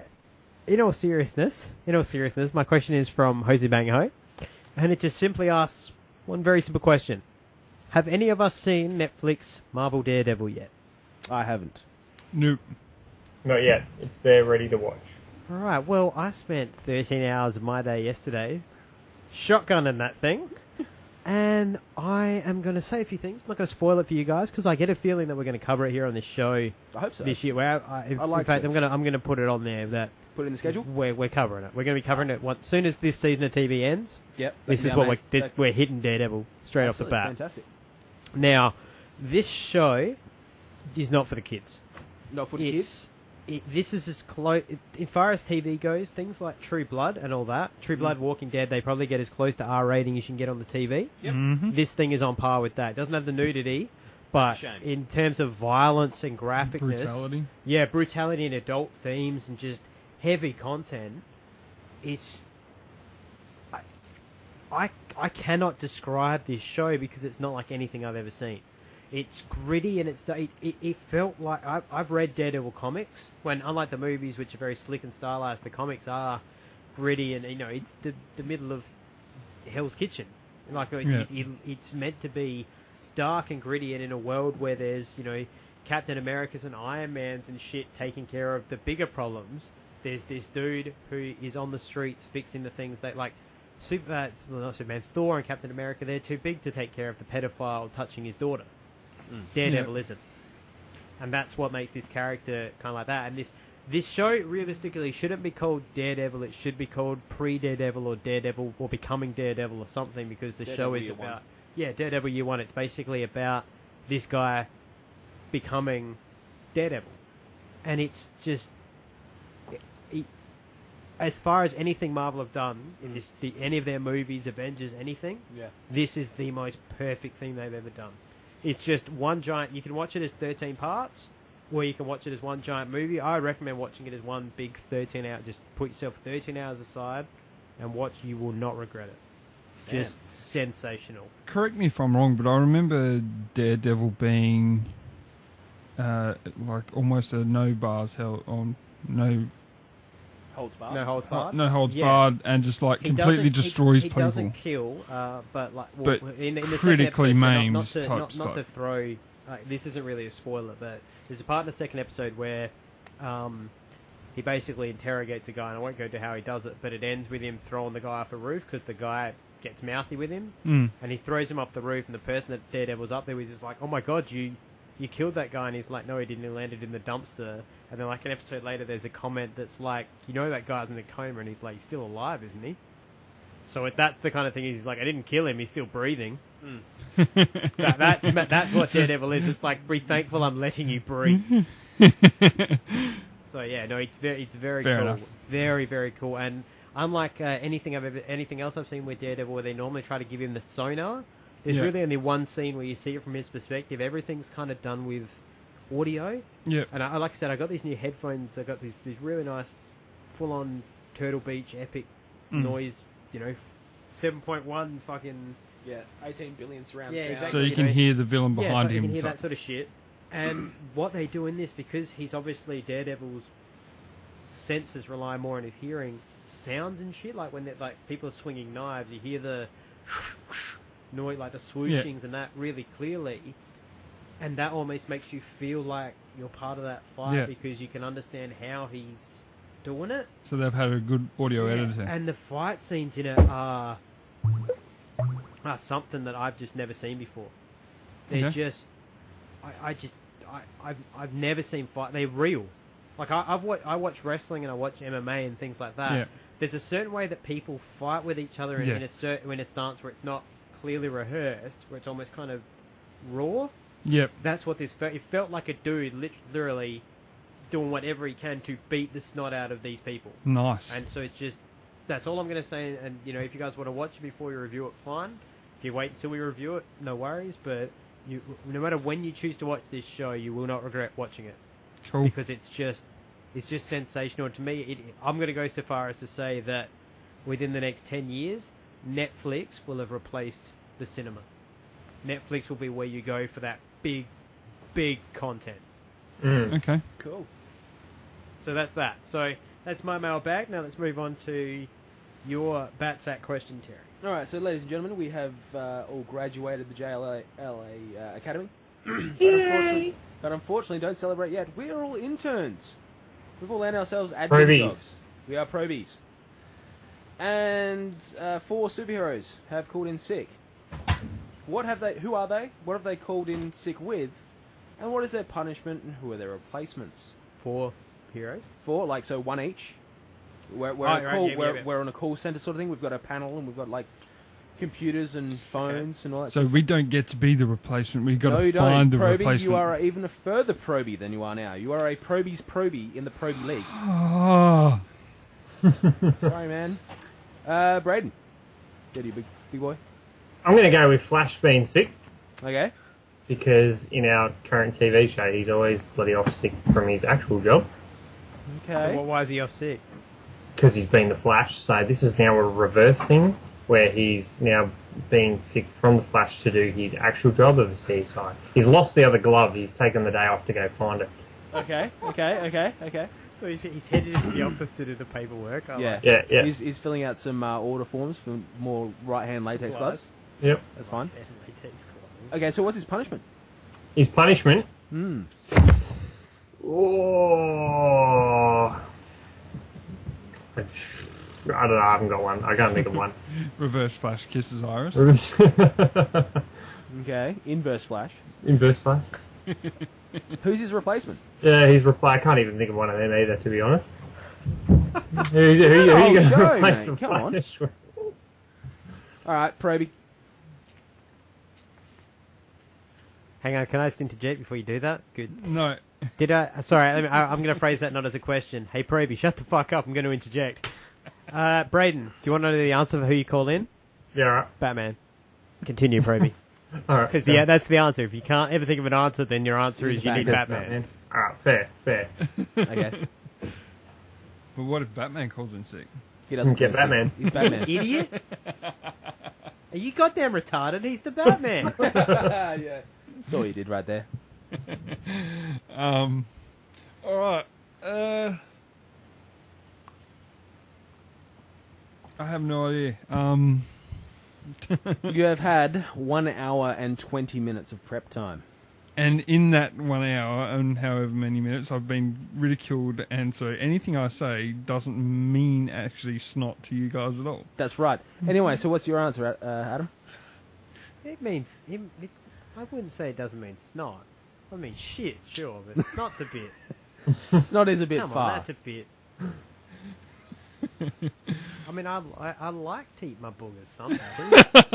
You know, tasty source of iron. And sometimes helps protein. the immune system. It helps keep you healthy. Okay.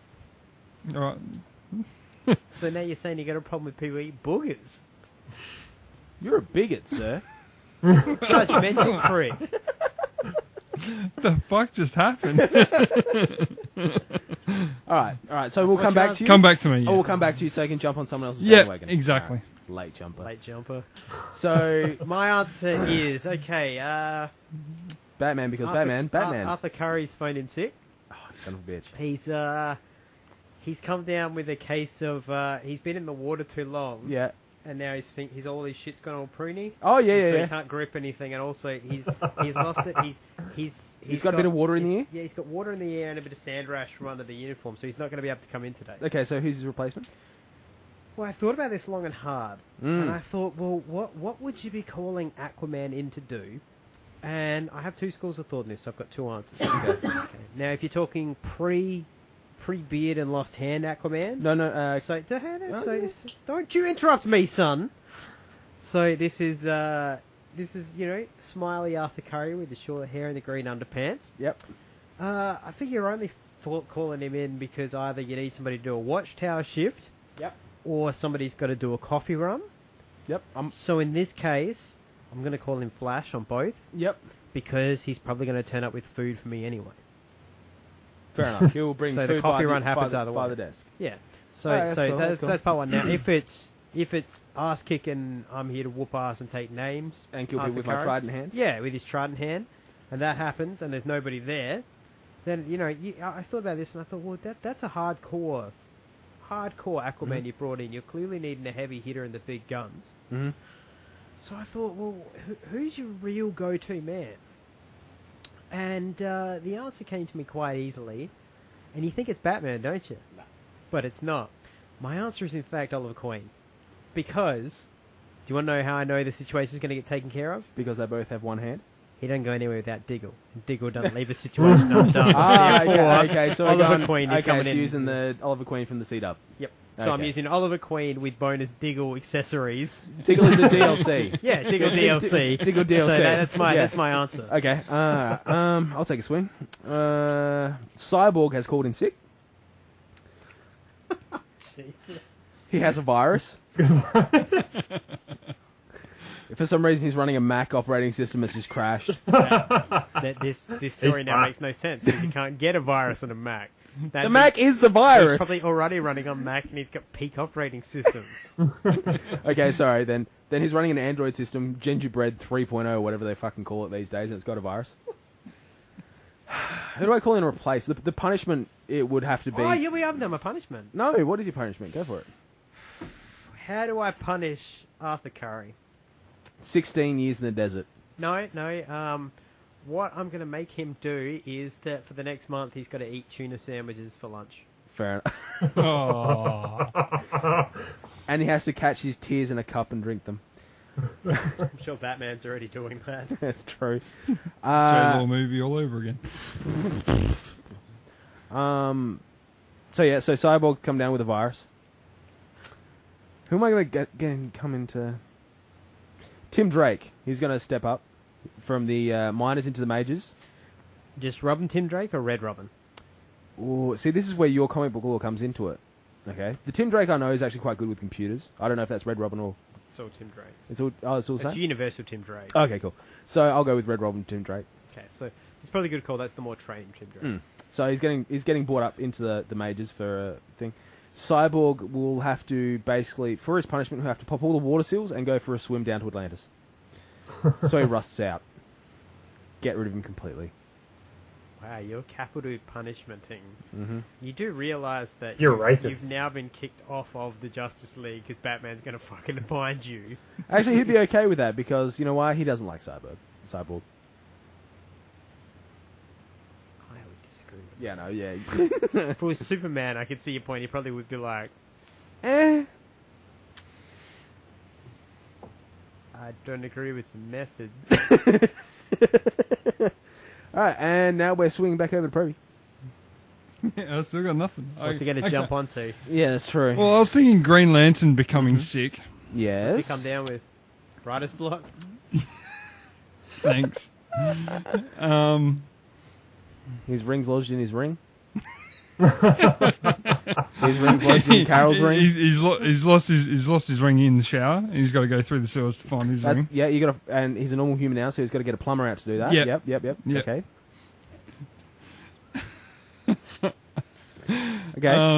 Who's his replacement though? Can we still step back? I want to hear that phone call. Hi, this is Hal Jordan. Yeah, what can I do for you? Drop me power ring down the drain. Down the dunny? Well, I'll be there in sometime between 12 9 and to 2 fi- tomorrow. No, I need it Now I got to shift to the watchtower. Can I borrow $300? The call out fee is like $175. And it's a Sunday, Mr. Jordan, so that's triple time. Yeah, that's a week's wages, sorry, mate. Yeah. All right. So who's the replacement? I'm on break. I have no idea. Batman. Yep, there you go. Answer, Good answer. yeah, he's learned. He's learned one of the pivotal lessons. That is the answer you can give when we're never going to call you a dick. late jumper or something because Who gets your Cranston? Batman. Fair enough. Very cool. And it's like the Flash movie. And his punishment can be where he's not allowed to wash the ring off, so it can just be that sewer coated ring stuck on his finger. Yuck. Along with all the dead fish and everything else that gets flushed down the toilet. Oh, goldfish, right. Yeah. I'm thinking what the fuck, like mackerel or some shit. I'm like, Bluefin tuna trying to cram that thing down the toilet. Swordfish, just a swordfish stuck halfway down the toilet. Nobody used this toilet for a week, that's got to disintegrate. Mummy, where's Goldfish? He's in a better place. No, he's not. He's on his fucking ring. Oh, find a dick. I'm not going to continue that line of... No, do it. No. Do it. No. It's good. The ring commencing.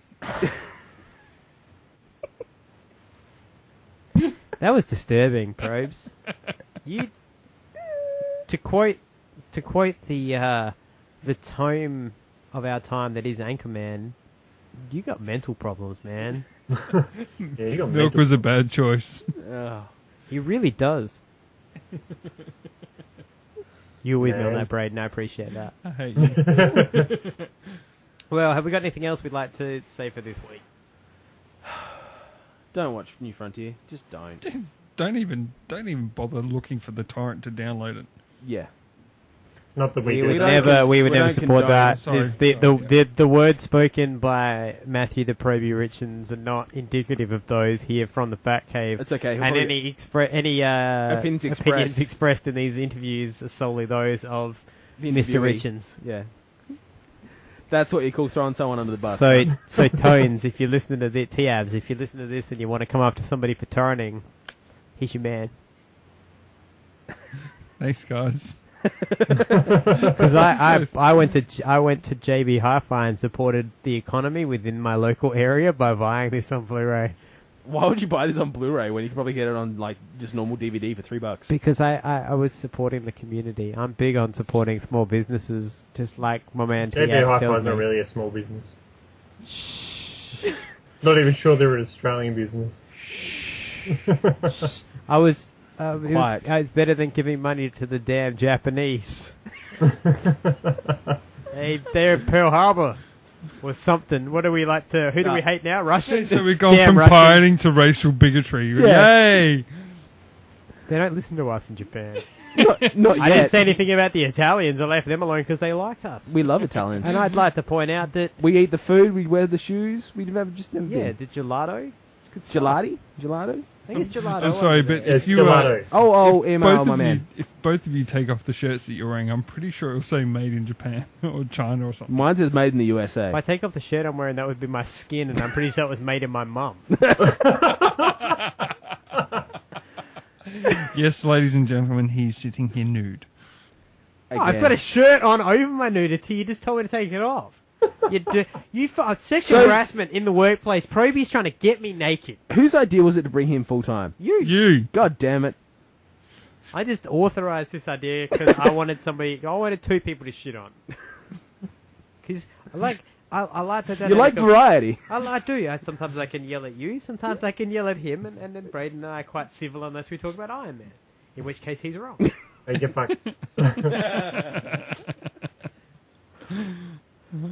But you're just a higher level shit than I am. Yeah, basically. Basically, that's how it works. Yeah, well, no. The difference is he jumped on the bandwagon right from the start. You were a late jumper. I'm a founding shit stirrer. Here's a question for you. What's up? Because I'm just talking about people jumping on and off. Is it on the wagon or is it off the wagon? On the wagon. Getting that you're sober, you jump on the bandwagon. Yeah, you jump on it. jump on the bandwagon. When someone has a good idea, it's like, yeah, I'll get on that wagon. Okay. When the wagon when you're off the wagon, it's like when you're an alcoholic that's been recovering, you go back onto alcoholism. So in this term we're talking about, so it's an idea, you're jumping onto the bandwagon, and Yeah. when you jump off, you've given up on the idea. Yeah. If you're an alcoholic, You are get you pushed jumping off. on? Are you jumping, jumping on off the wagon. Is the wagon sobriety? The Or wagon is is- the wagon yeah. where the booze is, and so you're Wagon's jumping where on the it to booze grab is. the No, no, no. bottles. The wagon is the booze. No, wagon is sobriety. See, it's a so- good idea. See, this is what I'm talking about. See, the wagon is a good idea. So, you're jumping Terry's onto saying it. I'm on the wagon when I'm not drinking, but you're saying that I'm on the wagon when I am. How am I supposed to know when I'm on the wagon? Talk The to Braden. Braden, what's the answer here? Am I on? I'm pretty sure right now you're off the wagon. But does that mean I'm drunk or sober? I'm so confused. Are we on the wagon or off the wagon? I think Depends, if are you need you to an ask that alcoholic or question, not? you're drunk. Well, let's say for the terms of this that I'm an alcoholic. Am I on the wagon or off the wagon? If you are currently drinking, I'm an alcoholic who's two-fisted, who's playing Yeah. Edward 40 hands. Yeah, if you're an You're off the alcoholic wagon. and you're off the wagon, means you're drinking. If you're on the wagon, you're sobering up. So You're on the way to sobriety. So what I'm taking from this then is that you two are telling me on the wagon is sober, Yeah. off the wagon is drunk, and Probie's a fucking idiot because he's wrong. Yep. Once again. A giant fucking setup. See, Can like, I ask you something? Yep. Legitimately, because I've never got to ask somebody this. How does it feel to know that you're bad at your job?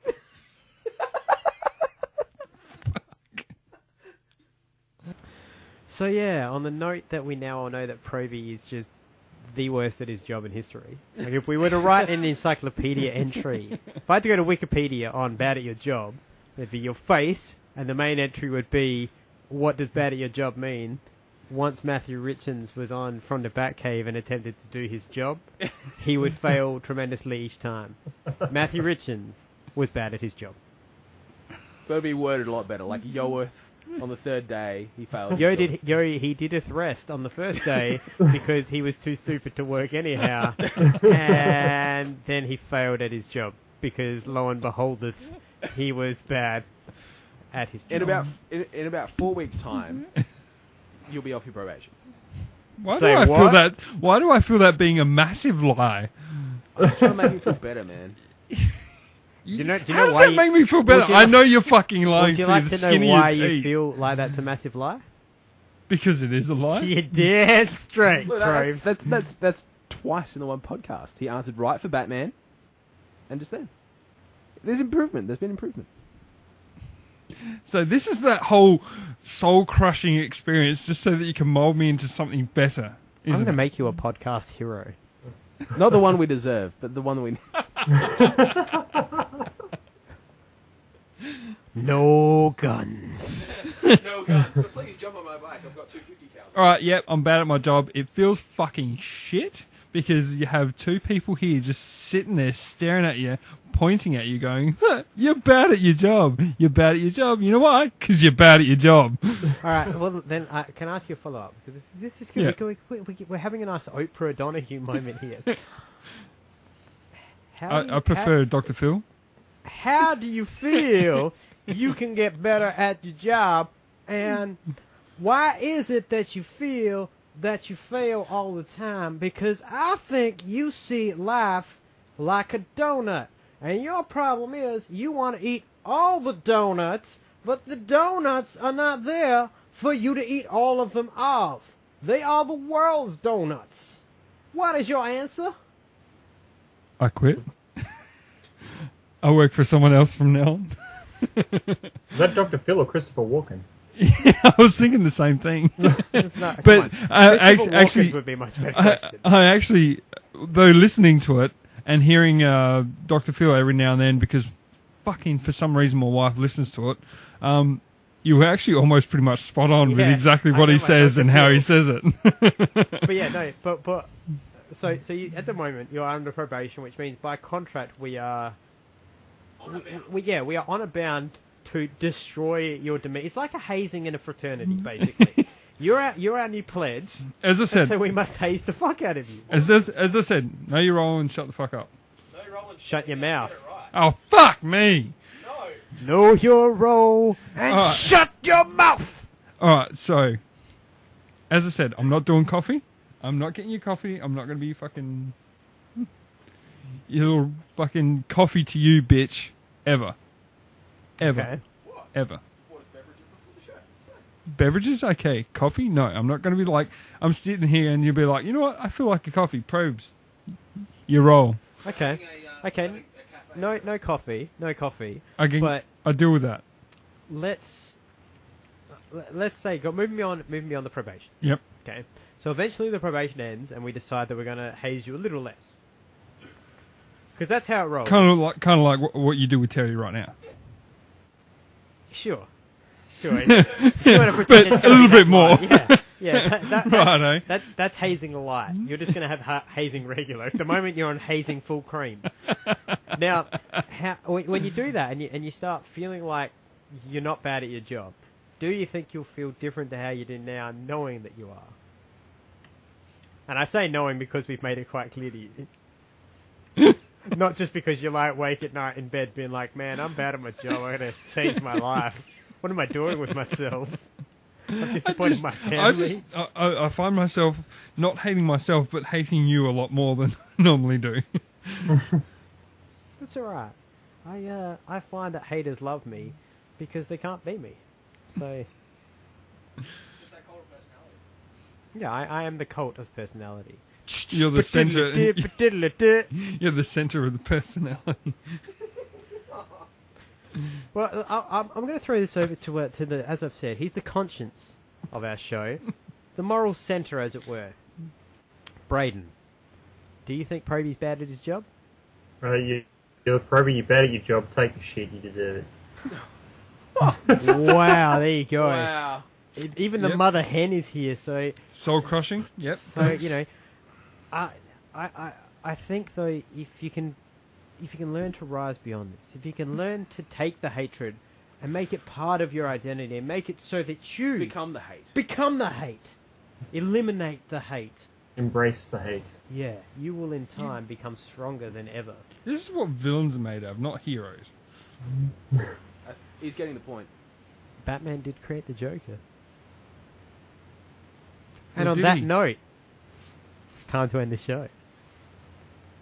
Stay tuned next week to see whether or not Probie with the premature button pressing Sorry. comes in here with the soundboard, hitting buttons. Bloody hell, you premature butter. Go from one extreme to the other. You're so sad. No, we'll tune in next week to find out whether or not we can continue to make Probie a villain who one day goes on to attempt to take down starts his own podcast called In the Batcave. Or later from the Batcave. Previously was in the Batcave. Well, on that note, from myself, Red Thunder Adam Gerard, the Honey Badger Terry O'Neill, That's me. the Dad Nut Braden Ahern, See you later. and the late jumping Probie Matthew Richards. Yeah, see ya. We'll see you all next week. Hit the button, Matt. And who are you? There, Probie, you'll be right. Shut up. Fucking hate you. Just let the words of Batman soothe your soul. I am Batman. This suit. I'm Batman. I'm Batman. You sound like Cookie Monster. I'm Batman. I'm Batman. Oh, God. I'm Batman.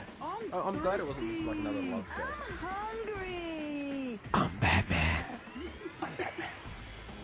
Yeah, I agree, but then again, the New Frontier was some You of the could have biggest done tragedy with we've had. something a little bit better than shit. to Well, watch. that's the That's thing, how I feel when I look at you. Hey, that's what happens when we put a one ad in Craigslist. No, this is what happens when we let your friends come on the show. I should have known. I should have been like, one is enough. You guys aren't my friends. No That's longer. It. Off of Facebook. That's it. That's it. We're done. That dinner Sunday? Off. You know That's the it. You funny got one part is less. he never realised I brought him on this show for this sole purpose. Now I'm free. I broke out of Shawshank. Now to go meet on a beach somewhere in years' time. Wait, what? How did that movie get again? Who knows? This has been a Cabana production.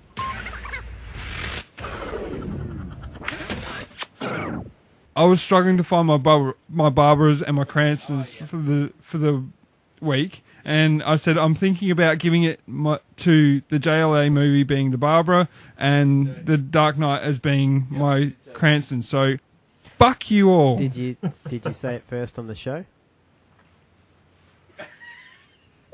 I think he's going to charge you double for the electrical work now. He's going to wire it backwards. And now we will move on. But before Probie, what are you doing to me? I'm trying to make a little speech here, and you even press you can't even fuck up when we're on air so that I can yell it. I think this has just become our post-credit scene now. But what are you going to say for yourself? There's my outro. There it is. Yeah. What say for yourself, Probie? Oh, fuck. It's the brain aids. Do we want to...